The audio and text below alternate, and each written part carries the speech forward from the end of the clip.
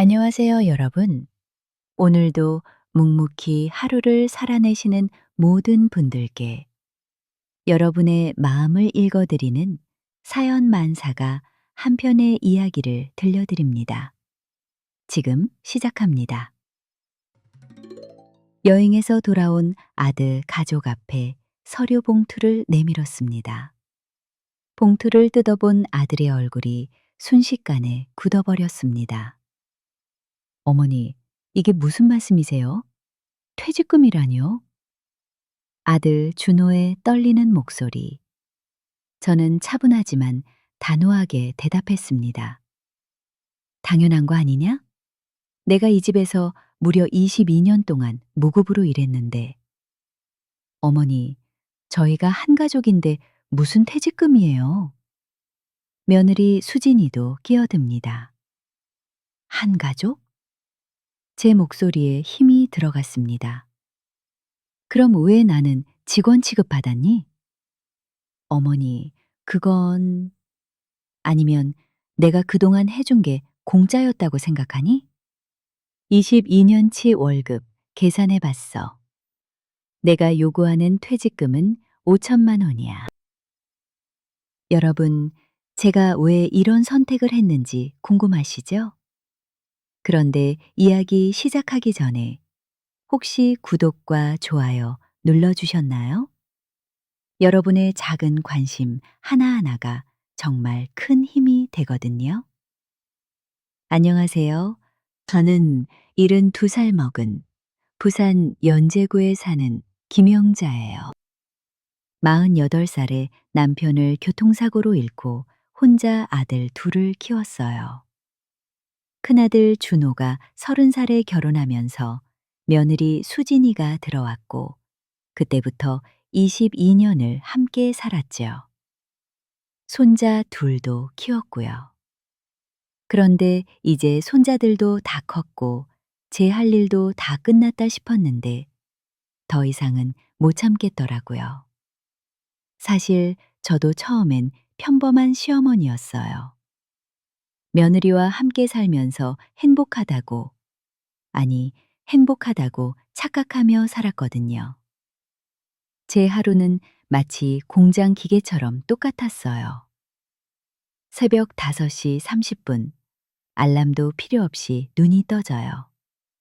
22년 동안 몸에 밴 습관이었죠. 먼저 거실로 나가면 어김없이 설거지통에 그릇들이 쌓여 있었어요. 전날 밤 늦게 들어온 며느리와 아들이 야식 먹고 그냥 둔 거였죠.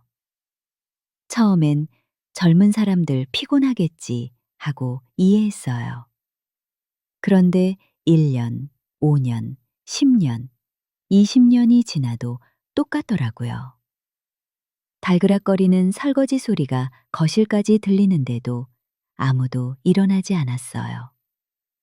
설거지를 끝내고 나면 아침밥을 차려야 했어요.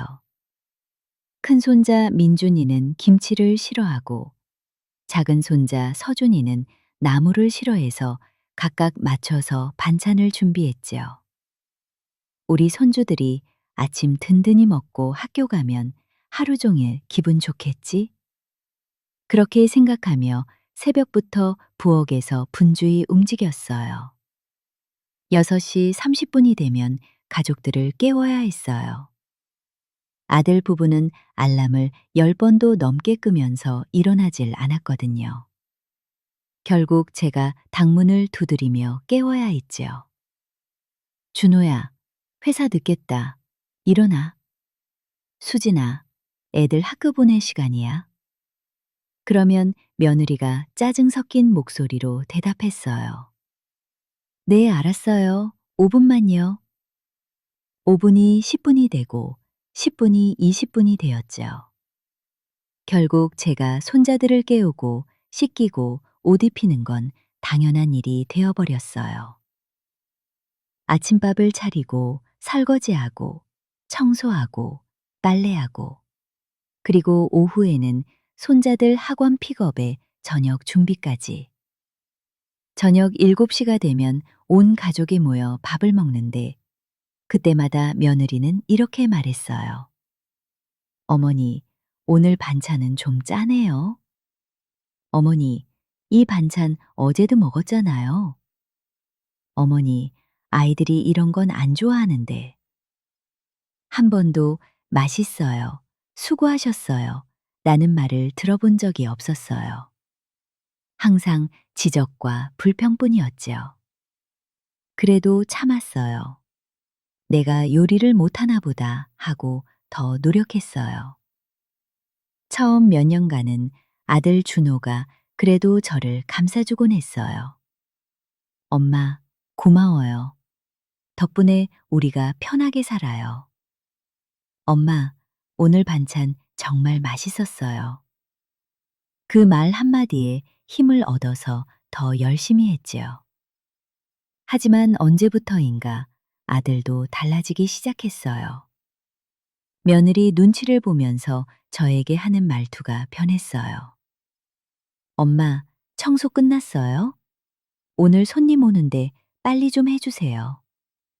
엄마, 저녁은 정확히 7시에 차려주세요. 늦으면 애들 학원 시간 놓쳐요. 엄마, 요리할 때 냄새 좀 덜 나게 해주세요. 옷에 배면 회사에서 곤란하거든요. 정확히 7시. 1분이라도 늦으면 안 된다는 뜻이었어요. 그 말을 들었을 때 가슴이 답답했어요. 마치 제가 고용된 요리사가 된 기분이었거든요. 제 방은 집에서 가장 작고 어두운 북쪽 방이었어요. 겨울엔 춥고 여름엔 덥고 습한 그 방에서 22년을 살았지요. 처음 며느리가 들어왔을 때 제가 먼저 양보했어요. 수진아, 너희는 남쪽 큰 방 써라. 햇볕도 잘 들고 좋잖니? 어머니, 괜찮으세요? 이 방은 너무 작은데. 괜찮아. 나 혼자 쓰는데 뭐. 너희는 신혼인데 넓은 방 써야지. 그렇게 시작된 작은 방 생활이 22년이 되어버렸어요. 손자들이 태어나고 자라면서 이사도 다니고 변화들도 있었지만 제 공간은 여전히 제일 작은 방 하나뿐이었어요. 거실에서 제 자리도 정해져 있었어요. 소파 끝자리. 그것도 등받이가 불편한 곳이었지요. 가끔 제가 편한 자리에 앉아 있으면 며느리가 은근히 눈치를 주곤 했어요. 어머니, 거기 앉으시면 제가 앉을 곳이 없는데요. 그러면 저는 슬그머니 자리를 옮겼어요. 22년 동안 눈치 보며 살았던 거죠. 거실에서 TV 좀 보고 있으면 또 이런 말을 들었어요. 어머니, 거실 좀 비워주세요. 제 친구들 오기로 했거든요. 어머니, TV 소리 좀 낮춰주세요. 아이들 공부 중이에요. 아침부터 가족을 위해 분주히 움직이고 잠시 휴식을 취하고 있는데 시끄럽다니. 그때마다 생각했어요. 내가 이 집에서 환영받지 못하는 존재구나. 한 번은 오랜만에 친구들을 집으로 초대했어요. 경로당에서 만나는 친구 3명이 왔는데 거실에서 차를 마시며 이런저런 이야기를 나누고 있었죠. 그런데 며느리가 퇴근하자마자 불쾌한 표정을 지으며 말하더라고요. 어머니, 미리 말씀해 주시지 그러세요. 거실이 이렇게 어질러져 있으면 제가 곤란하잖아요.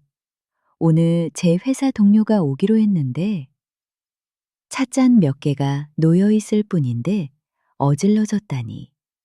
친구들이 그 말을 듣고 얼마나 민망해 했는지 몰라요. 다들 우리 이제 가야겠다며 황급히 일어났어요. 미안해 영자야. 우리 때문에 눈치 보게 했네? 아니야, 괜찮아. 다음에 경로당에서 보자. 그날 이후로는 집에 아무도 부르지 않았어요. 제 집인데 친구 1명, 마음 편히 초대할 수 없다는 게 얼마나 서러운지 아세요? 더 견디기 힘들었던 건 무릎 수술을 받았을 때였어요. 작년 봄이었어요. 22년 동안 매일 쪼그려 앉아서 청소하고 걸레질하고 빨래하며 살다 보니 무릎 연골이 완전히 닳아 없어진 거예요. 병원에 갔더니 의사 선생님이 놀라며 말씀하셨어요. 할머니, 이 정도면 일상생활이 힘드셨을 텐데요. 왜 이제 오셨어요? 괜찮다고 생각했어요. 참을만 했거든요. 이건 참을 수준이 아닙니다.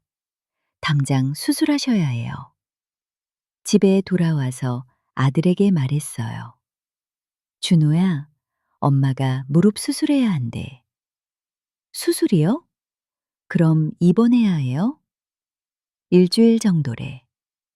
그때 아들이 한 말이 지금도 귀에 생생해요. 일주일이요? 그럼 그 사이에 집안일은 어떻게 하죠? 민준이랑 서준이가 요즘 취업 준비 때문에 집에서 밥 먹는데 망치로 머리를 얻어맞은 것 같았어요. 제가 수술 받는다는데 제일 먼저 걱정하는 게 집안일이라니. 제 건강, 제 안전은 뒷전이었던 거죠. 며느리도 거들었어요. 어머니, 이번 달은 좀 곤란한데 다음 달로 미루시면 안 돼요? 이번 주에 회사에 중요한 프레젠테이션이 있거든요. 집안일 신경 쓸 여유가 없어요. 제 수술보다 회사 프레젠테이션이 더 중요하다는 얘기였어요. 의사가 빨리 해야 한대. 더 늦으면 걷기도 힘들어진대. 그럼 어쩔 수 없죠. 그 일주일 동안은 파출부를 불러야 할까요? 애들이 편의점 도시락 먹을 순 없잖아요. 시어머니가 수술하는데 파출부를 부른다고요? 손자들은 이미 20 넘은 성인인데 편의점 도시락도 못 먹나요? 그 말을 들으며 깨달았어요. 아, 내가 정말 이 집에서 무급 가정부였구나. 수술 당일 저는 혼자 병원에 갔어요. 아들은 회사에 중요한 회의가 있다고, 며느리는 프레젠테이션 준비해야 한다고 못 온다더라고요. 손자들은 그냥 학교 간다고 했고요. 할머니, 보호자분은 안 오셨나요? 수술 후에 깨어나시면 곁에 꼭 누군가 있어야 하는데요. 간호사가 안쓰러운 듯 물어봤어요. 바빠서요. 괜찮아요. 혼자서도 잘할 수 있어요. 그렇게 말하면서도 목이 메었어요. 72살을 살았지만 가장 무서웠던 순간을 혼자 견뎌야 한다는 게 얼마나 서글프고 두려운지 말로는 다 할 수 없을 것 같았어요. 수술복으로 갈아입고 수술실 앞에서 기다리는데 옆에 계신 할머니는 달랐어요. 아들, 며느리, 손자, 손녀까지 온 가족이 함께 와서 걱정해 주더라고요. 어머니, 괜찮으세요? 무섭지 않으세요? 어머니, 수술 끝나면 제가 계속 옆에 있을게요. 할머니, 빨리 나으셔야 해요. 할머니가 해주시는 밥이 제일 맛있다고요. 그 모습을 보며 눈물이 났어요. 같은 시어머니인데 이렇게 대우가 다를 수 있나 싶어서요. 마취해서 깨어났을 때도 텅 빈 병실에 혼자였어요. 물 한 모금 달라고 할 사람도 손 한 번 잡아줄 사람도 없었어요. 하얀 천장만 바라보며 내가 정말 이 세상에 혼자구나 하는 생각에 눈물이 뚝뚝 떨어졌어요. 저녁 무렵에야 아들이 잠깐 들렀어요. 엄마, 수술 잘 됐어요? 음, 다행이네요. 저 회의 때문에 늦었어요. 그럼 전 가볼게요. 집에 가서 애들 저녁 챙겨줘야 해서요. 10분도 채 안 되어서 다시 나가더라고요. 며느리는 끝내 얼굴도 비추지 않았어요. 손자들도 마찬가지였고요. 3일째 되던 날 역병상 할머니가 물어보셨어요. 할머니, 가족분들은 왜 안 오세요? 바빠서요. 아이고, 그래도 수술하셨는데 우리 아들 며느리는 매일 와서 이것저것 챙겨주는데 어제는 내가 좋아하는 미역국도 끓여왔더라고요. 그 말을 들으며 가슴이 미어졌어요.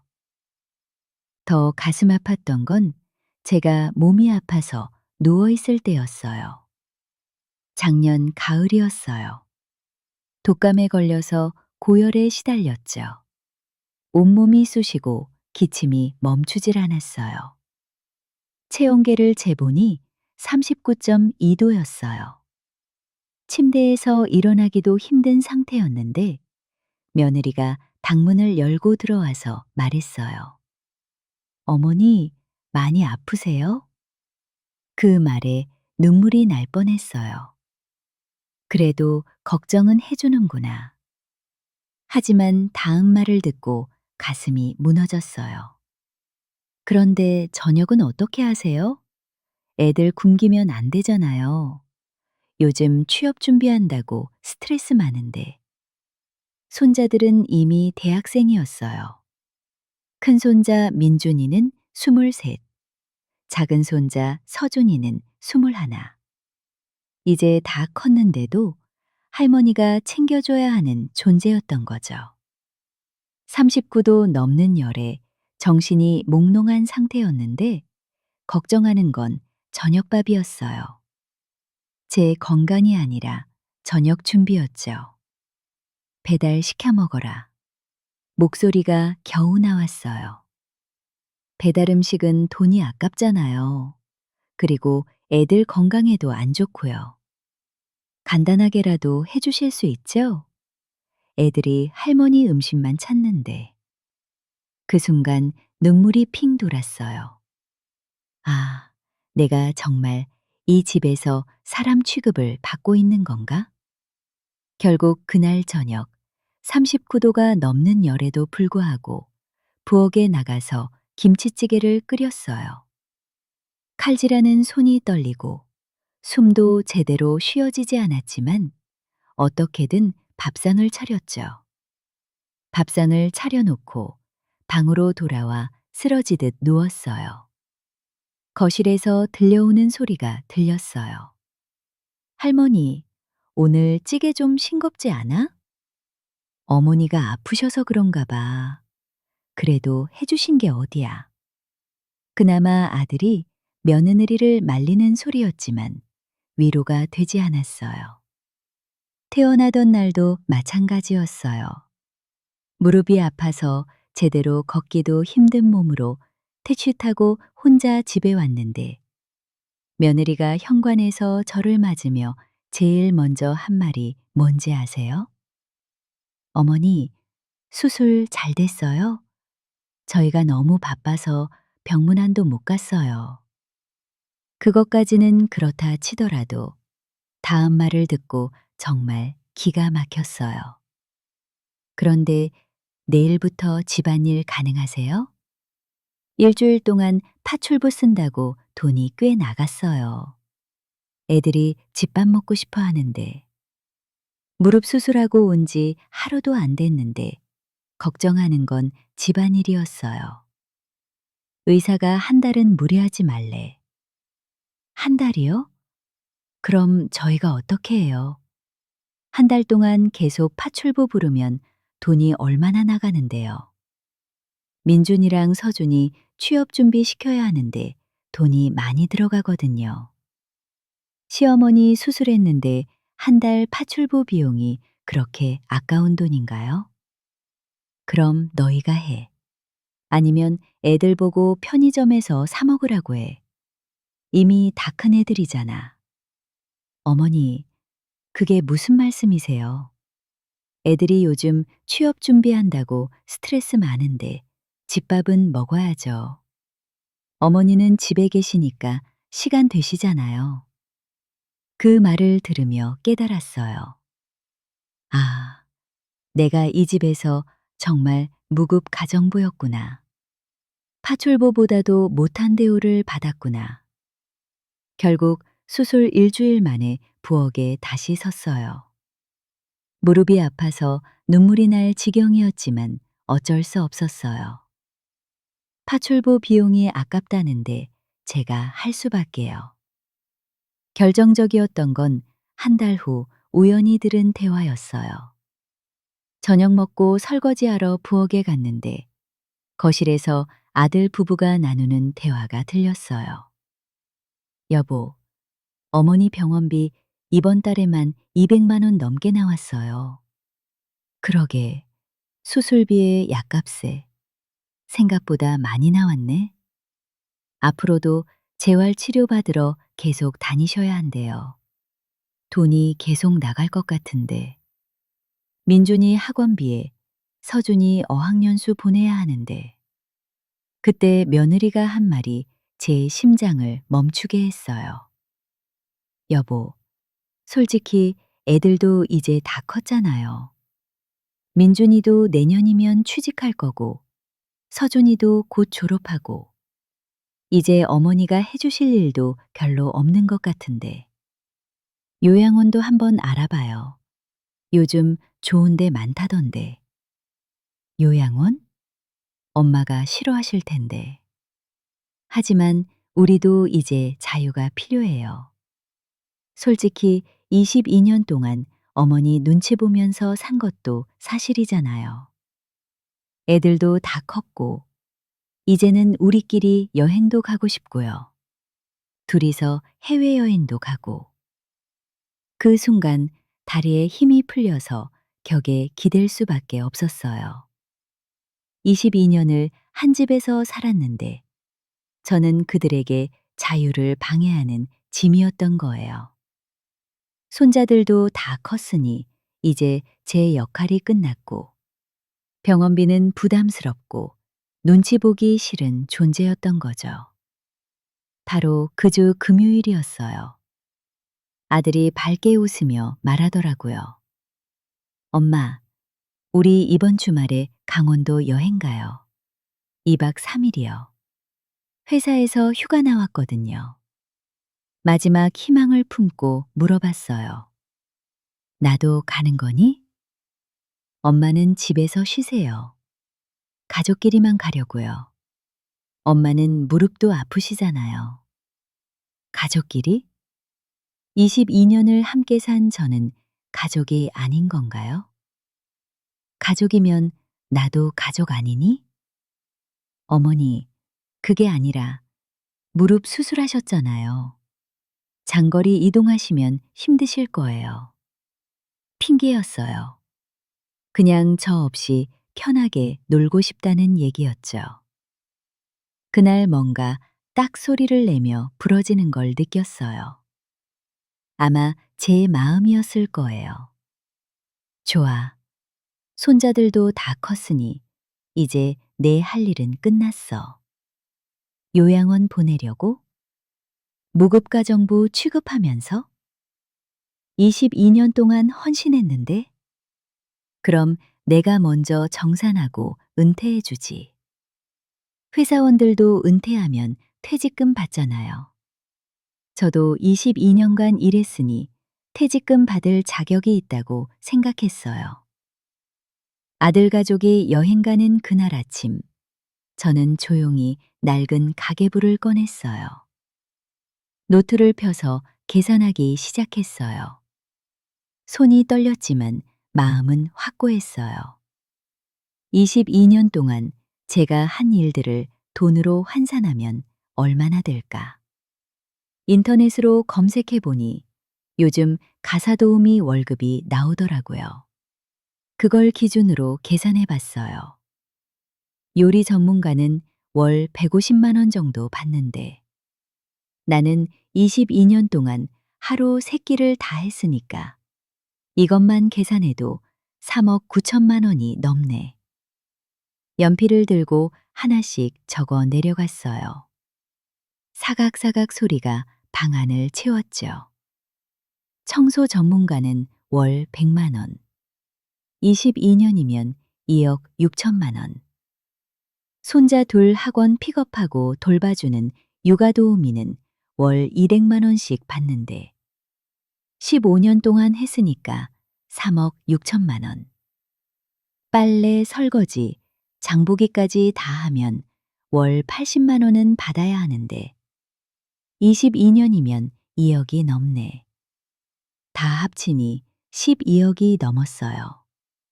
손이 떨렸어요. 내가 22년 동안 이렇게 일했구나. 물론 이건 과한 계산이라는 거 알아요. 하지만 회사원들이 퇴직할 때 받는 퇴직금을 생각해 보면 22년간 일한 대가로 5천만 원 정도는 받아야 한다고 생각했어요. 그런데 여기서 중요한 건 5천만 원을 한꺼번에 받는 게 아니었어요. 저는 이미 다 계획해 뒀거든요. 2천만 원은 원룸 보증금으로 쓰고 나머지 3천만 원은 비상금으로 아껴놔야지. 그리고 매달 100만 원씩 30개월만 받으면 돼. 그동안 나는 내 인생을 정산할 테니까. 그리고 제게는 또 다른 계획이 있었어요. 다행히 남편이 살아계실 때 국민연금을 꼬박꼬박 냈었거든요.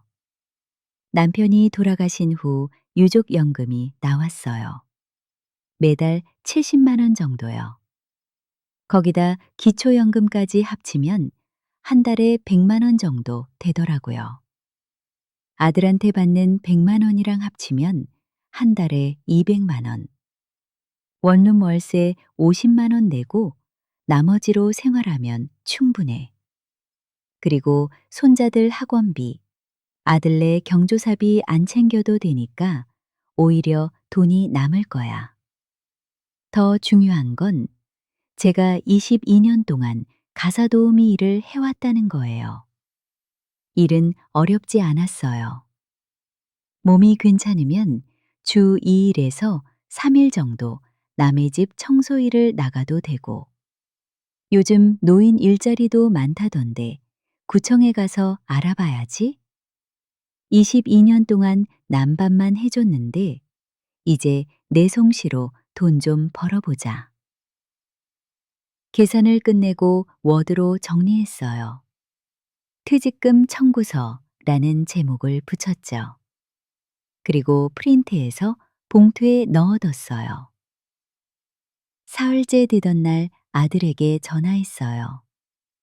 준호야, 엄마가 할 말이 있어서 여행 끝나면 집에 일찍 들어와라. 무슨 일이세요, 엄마? 목소리가 왜 그러세요? 그때 얘기할게. 중요한 일이야. 여행에서 돌아온 아들 가족은 행복한 표정이었어요. 가방에서 선물 하나를 꺼내더라고요. 엄마, 이거 강원도에서 샀어요. 엄마 드시라고. 약과 한 봉지였어요. 5천 원짜리. 고맙다. 거실에 다 같이 앉히고 준비한 봉투를 내밀었어요. 이게 뭐예요, 엄마? 열어봐. 준호가 봉투를 열어보더니 얼굴이 굳어졌어요. 며느리에게 보여주니 며느리 얼굴도 새하얗게 변했어요. 손자들도 옆에서 궁금한 듯 쳐다봤어요. 할머니, 뭔데요? 어머니, 이게 무슨... 22년 동안 내가 한 일들을 정리한 거야. 퇴직금 청구서지. 거실이 조용해졌어요. 손자들이 영문도 모르고 서로 쳐다보고 있었죠. 엄마, 무슨 말씀이세요? 22년 동안 나는 이 집에서 무급으로 일했어. 요리사, 청소부, 육아도우미, 빨래 담당까지. 하루도 쉬지 않고 매일 일했지? 이제 너희도 다 컸고 손자들도 성인이 됐으니 내 할 일은 끝난 것 같아. 그래서 회사원들처럼 나도 은퇴하려고. 그런데 회사원들은 은퇴하면 퇴직금 받잖아. 계산해 보니까 최소 5천만 원은 받아야겠더라고. 엄마, 우리가 한 가족인데 무슨 한 가족? 제 목소리가 커졌어요. 한 가족이면 왜 나한테 직원처럼 대했니? 어머니 청소해 주세요. 어머니 저녁 7시 정각에 차려주세요. 어머니 빨래해 주세요. 어머니 애들 학원 데려다 주세요. 이게 가족한테 하는 말투냐? 아들이 당황해서 말을 더듬었었어요. 그건 저희가 너무 바빠서. 바빠? 나는 안 바빴니? 새벽 5시 30분부터 밤 10시까지 일하는데? 며느리가 끼어들었어요. 어머니, 하지만 저희도 어머니한테 잘해드렸잖아요. 용돈도 드리고. 용돈? 웃음이 나왔어요. 한 달에 20만 원 주는 게 용돈이야? 파출보도 하루 10만 원 받는데? 22년 동안 한 달에 20만 원이면 총 5,200만 원인데 그것도 다 쓰라고 준 건 아니었잖아. 병원비, 옷값 다 그 돈에서 내라고 했잖아. 그리고 요양원 알아본다며. 병원비 부담스럽다며. 손자들 다 컸으니 내가 할 일 없다며. 내가 자유를 방해한다며. 다 들었어. 두 사람이 완전히 할 말을 잃었어요. 손자들이 무슨 일인가 싶어 긴장한 표정으로 지켜보고 있었죠. 큰 손자 민준이가 조심스럽게 물었어요. 할머니, 진짜 나가시려고요? 그래. 할머니도 이제 은퇴할 나이야. 너희도 다 컸잖아. 민준이는 내년이면 취직할 거고, 서준이도 곧 졸업하고, 할머니가 더 해줄 일도 없는 것 같고. 엄마, 그 얘기는 변명하지 마. 나는 결정했어. 5천만 원 받으면 이 집 나갈 거야. 회사원들도 22년 일하면 퇴직금 받잖아. 나도 받을 자격 있어. 며느리가 버럭 소리를 질렀어요. 5천만 원이요? 어디서 그런 돈을 구해요? 말도 안 돼요. 저희가 지금 애들 학원비, 서준이 어학연수 비용에 대출금 갚느라 얼마나 힘든데요. 말도 안 되는 건 22년 동안 나를 무급으로 부린 거야. 파출부도 월급 받고 퇴직금 받고 주유 수당 받는데 나는 왜 안 돼? 어머니는 저희 가족이잖아요. 가족이면 수술했을 때 병원에 왜 안 왔어? 가족이면 아플 때 왜 저녁 준비하라고 했어? 가족이면 왜 여행에 안 데려갔어? 며느리가 할 말이 없어졌어요. 그리고 말이야, 제가 청구서를 펼쳐 보였어요. 여기 계산 다 나와 있어. 22년 동안 내가 한 일을 시간당 최저임금으로만 계산해도 10억이 넘어. 그런데 나는 5천만 원만 달라는 거야. 양심적인 거 아니니? 아들이 고개를 떨구었어요. 엄마, 저희가 잘못했어요. 하지만 5천만 원은 너무 큰 돈이에요. 그럼 네 월급으로 계산해 볼까? 너 지금 월급 500만 원 받지? 22년이면 퇴직금까지 하면 1억이 훨씬 넘어. 그런데 나는 5천만 원밖에 안 달라는데 그것도 못 주겠어? 그건 그럼 분할로 줘. 매달 100만 원씩 30개월만 주면 돼. 월급이나 퇴직연금 주듯이 말이야. 그동안 나는 내 인생을 정산할 테니까. 그것도 부담스러우면 법적으로 청구할 수도 있어. 변호사 알아봤거든? 정말 변호사 상담도 받아뒀어요. 법적으로는 어렵다고 했지만 협상용으로는 충분했죠. 그날 밤 아들이 제 방에 찾아왔어요. 엄마, 제발 다시 생각해 주세요. 생각 다 했어. 5천만 원은 정말 큰 돈이에요. 저희가 어디서 구해요? 그동안 나한테서 받은 무급 노동은 작은 거였니? 엄마, 준호야. 저는 아들 눈을 똑바로 봤어요. 엄마도 사람이야. 22년 동안 이 집을 위해 내 모든 걸 바쳤는데 마지막엔 요양원이야? 병원비 부담스럽다고? 손자들 다 컸으니 할 일 없다고? 자유가 필요하다고? 내가 뭐가 잘못됐니? 아들이 눈물을 글썽이며 말했어요. 엄마, 정말 죄송해요. 저희가 너무했어요. 알면 됐어. 그럼 퇴직금 줘. 나도 은퇴하고 싶어. 22년 동안 쉬지 않고 일했으니 이제 좀 쉬고 싶단 말이야. 일주일 후 아들이 통장을 가져왔어요. 엄마, 여기 2천만 원 있어요. 제 적금 깨고 대출 좀 받았어요. 일단 이거라도 받으세요. 통장을 받아들며 손이 떨렸어요. 22년 만에 처음 받는 내 노동의 대가였어요. 나머지는 매달 100만 원씩 드리겠습니다. 30개월이면 다 갚을 수 있어요. 약속 지켜라.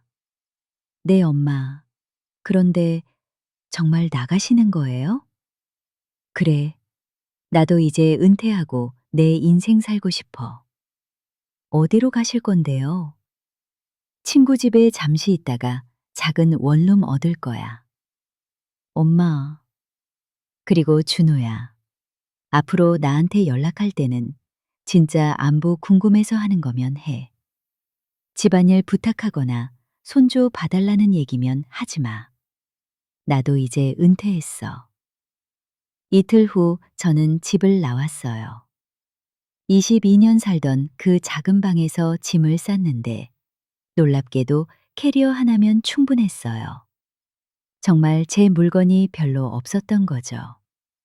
며느리는 제 얼굴도 제대로 못 보고 어색하게 서 있었어요. 손자들이 서운한 표정으로 다가왔어요. 큰 손자 민준이가 말했어요. 할머니, 정말 가세요? 그래. 할머니도 이제 은퇴할 나이야. 할머니 없으면 누가 밥 해줘요? 너희 엄마가 해주시겠지. 아니면 너희가 직접 해 먹어도 돼. 이제 다 컸잖아. 민준이는 23이고 서준이는 21야. 할머니 없어도 충분히 할 수 있어. 작은 손자 서준이가 눈시울을 붉히며 말했어요. 할머니, 저희 잘못한 거 있으면 말씀해 주세요. 고칠게요. 그 말을 듣는 순간 마음이 아팠어요. 하지만 흔들리지 않았어요. 너희 잘못은 없어. 할머니가 이제 은퇴하고 싶은 거야. 22년 동안 일했으면 충분하잖아. 회사원들도 정년 퇴직하면 새로운 인생 사는 거 있잖아. 할머니도 그렇게 하고 싶어. 현관문을 나서면서 한번 뒤돌아봤어요. 22년을 살았던 집이었지만 아쉽지 않더라고요. 친구 경숙이 집에서 일주일 정도 머물렀어요. 영자야, 잘 결심했어. 나도 네가 그 집에서 얼마나 고생했는지 다 알아. 고마워, 경숙아. 그런데 원룸은 찾았어? 응, 내일 계약하러 가. LH에서 나온 고령자 매입 임대주택이래. 보증금 2천만 원에 월세 30만 원이면 된대. 오, 그거 좋네. 정부에서 지원해 주는 거잖아. 그러게. 다행히 남편이 살아계실 때 국민연금을 꼬박꼬박 냈었거든. 유족연금으로 매달 70만 원 정도 나오고 기초연금까지 합치면 100만 원 정도 돼. 그럼 아들한테 받는 돈이랑 합치면 한 달에 200만 원이네? 응. 월세 30만 원 내고 나머지로 생활하면 충분해. 그리고 손자들 학원비, 아들네 경조사비 안 챙겨도 되니까 오히려 돈이 남을 것 같아. 경숙이가 웃으며 말했어요. 사내 놈들 낸 먹일 때는 한 끼에 5만 원도 부족했을 텐데 혼자 먹으니 10,000원이면 하루가 든든하겠다. 정말 그래. 그리고 나중에 몸이 괜찮으면 주 2일에서 3일 정도 남의 집 청소 일을 나가도 되고 22년 동안 남 밥만 해줬는데 이제 내 솜씨로 돈 좀 벌어보려고. 그래, 우리 나이에도 할 수 있는 일 많아. 구청에 가면 노인 일자리도 있고 제가 구한 원룸은 작았지만 깨끗했어요. LH 고령자 매입 임대주택이라 보증금도 부담 없었고 햇볕도 잘 들고 조용했죠. 무엇보다 제 이름으로 된 제 공간이라는 게 좋았어요. 첫날 밤 작은 원룸에서 혼자 라면을 끓여 먹으며 생각했어요. 22년 만에 찾은 자유가 이렇게 달콤할 줄 몰랐네. 이게 은퇴의 맛이구나. 이상하게 외롭지 않았어요. 오히려 평화로웠죠. 한 달이 지나고 아들이 찾아왔어요. 약속대로 100만 원을 가져왔어요. 엄마, 이번 달 돈이요. 고맙다. 통장에 찍힌 입금 내역을 보니 급여라고 되어 있더라고요. 그 글자를 보는 순간 눈물이 핑 돌았어요. 그래, 이게 내 급여야. 22년 동안 일한 데 가지. 엄마, 잘 지내세요? 아주 잘 지내. 은퇴하니까 이렇게 좋을 줄 몰랐어. 어머니 없으니까 정말 힘들어요. 그래? 집안일이 이렇게 많은 줄 몰랐어요. 수진이랑 맨날 싸워요. 누가 청소할 거냐, 누가 요리할 거냐 하면서요. 애들도 자기들이 직접 해야 하니까 불평이 많고요. 그럼 번갈아 가면서 해. 다들 성인인데 당연히 할 수 있잖아. 그리고 애들이 엄마 보고 싶어 해요. 할머니가 해주던 밥이 제일 맛있었대요. 나도 보고 싶긴 해. 그런데 예전으로는 안 돌아가. 나도 은퇴했으니까. 알아요. 저희가 정말 잘못했어요. 2달이 지났어요. 아들은 빠짐없이 매달 100만 원을 가져왔어요. 벌써 2,200만 원을 받았죠. 그리고 예전과는 확실히 달라진 모습이었어요. 저를 대하는 태도도 말투도 공손해졌어요. 엄마, 그리고 이번 달부터는 월 150만 원씩 드릴게요. 보너스가 나와서요. 좀 더 빨리 갚고 싶어서요. 그래, 고맙다. 그리고 엄마, 다시 한번 사과드려요. 22년 동안 정말 감사했어요. 그걸 당연하게 여긴 게 잘못이었어요. 이제라도 깨달았으면 됐어. 6개월이 지났어요. 어느 날 통장을 들여다보며 계산해 봤어요. 처음에 2천만 원 받고 그 다음에 2달 동안 100만 원씩 받았으니까 200만 원. 그리고 보너스 나온 뒤로는 150만 원씩 4달 600만 원. 손가락으로 하나씩 꼽아가며 계산했어요. 총 2,800만 원 받았네. 그럼 남은 건 2,200만 원이구나. 아들이 계속 150만 원씩 준다면 15개월 정도 더 걸리겠죠? 하지만 급하지 않았어요. 천천히 받아도 괜찮았어요. 작은 원룸에서의 생활이 너무 만족스러워요. 아침에 일어나서 내가 먹고 싶은 것만 해먹고, TV도 마음껏 보고, 청소도 내 페이스대로 하고, 친구들을 집으로 초대해서 차도 마시고 수다도 떨어요. 누구 눈치도 안 보고요. 경로당에도 다니기 시작했어요. 거기서 만난 할머니들도 비슷한 경험이 있으시더라고요. 나도 며느리한테 15년 동안 부려먹히다가 혼자 나왔어. 나는 아예 요양원 가려다가 차라리 혼자 살기로 했지. 다들 자유롭게 사는 게 얼마나 좋은지 이야기하시더라고요. 그리고 구청에서 노인 일자리 프로그램을 알아봤어요.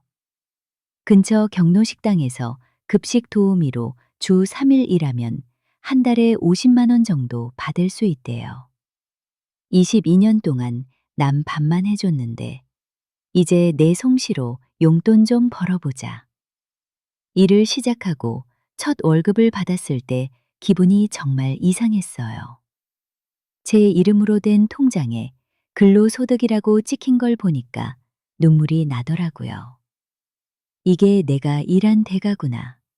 공짜가 아니구나. 어제는 손자 민준이가 혼자 찾아왔어요. 할머니, 보고 싶었어요. 그래, 민준아. 할머니도 보고 싶었어. 할머니, 저 다음 주에 최종 면접이에요. 합격하면 정말 취직하는 거예요. 그래? 잘 됐다. 할머니가 응원할게. 할머니, 요즘 제가 면접 준비하는데요. 할머니가 해주시던 미역국 생각이 나요. 그래? 그럼 엄마한테 부탁해봐. 엄마가 해주는 건 맛이 다르거든요. 할머니 미역국이 그리워요. 민준아, 할머니는 이제 은퇴했어. 22년 동안 일했으니 충분하잖아. 너도 곧 취직하면 직장 생활 하다가 은퇴하게 될 거야. 그때 가서 생각해봐. 은퇴하면 얼마나 자유로운지. 할머니, 저희 정말 잘못했어요. 이제라도 돌아오시면 안 돼요? 민준아, 할머니는 지금이 좋아. 은퇴해서 자유롭게 사는 게 이렇게 행복할 줄 몰랐어. 그리고 할머니도 이제 일을 시작했어. 경로식당에서 급식 도우미 하는데 용돈도 벌고 보람도 있더라고. 가끔 생각해요. 제가 너무 잔인했나 하고.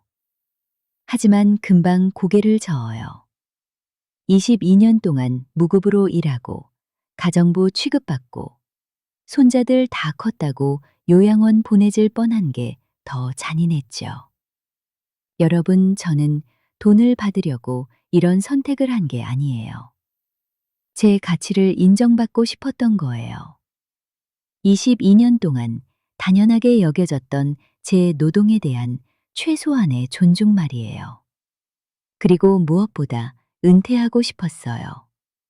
손자들도 다 컸고 제가 할 일도 끝났으니까요. 회사원들처럼 당당하게 은퇴하고 싶었던 거죠. 이제는 정말 자유로워요. 72살에 찾은 이 자유가 얼마나 소중한지 매일 느껴요. 혹시 비슷한 상황에 계신 분들이 있다면 용기를 내보세요. 여러분의 노동은 당연한 게 아니에요. 충분히 존중받을 가치가 있어요. 손자, 손녀들 다 컸으면 이제 은퇴할 때도 됐어요. 나이 들었다고 참고 살 필요 없어요. 우리도 행복할 권리가 있어요. 그리고 혹시 경제적으로 걱정되신다면 알아보세요.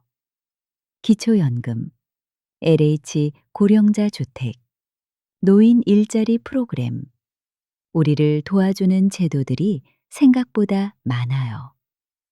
혼자서도 충분히 살 수 있어요. 구독과 좋아요도 잊지 마시고요. 여러분의 작은 관심이 누군가에게는 큰 용기가 될 수 있어요. 지금 이 이야기를 들으며 설거지를 하고 계실 혹은 빨래를 개고 계실 우리 동무들. 당신의 헌신은 공짜가 아닙니다.